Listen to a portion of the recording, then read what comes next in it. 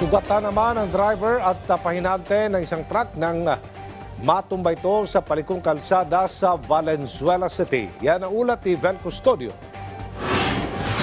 Bakas ang pagkakayupi sa gilid ng isang 18-wheeler truck ang pagbagsak nito pasado alas 9 kagabi.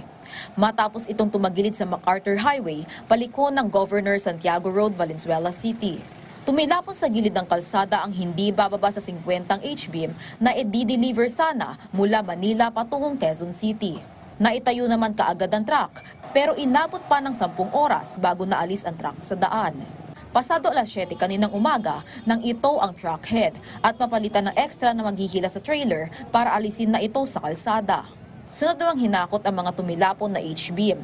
Nagdulot ang pansamantalang traffic sa MacArthur Highway ang pagtanggal sa truck. Habang ang driver naman ng 18-wheeler, iika-ika na matapos mahampas ng bahagi ng truck pagtumba nito.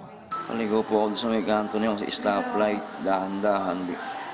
Dahan-dahan po ako lumiligo, dahan-dahan di siyang gumagano'n. Bago ako umakyat na ganyan kasi paligo, siguro lahat ng bigat napunta sa kabilang side ganun. Pero kung nalagot sana yung tali, baka hindi nabuwal yung truck. Ayon sa kanya, dahan-dahan lang siya nagmamaneho dahil bukod sa paliko ang daan, basa rin ang kalsada dahil sa ulan.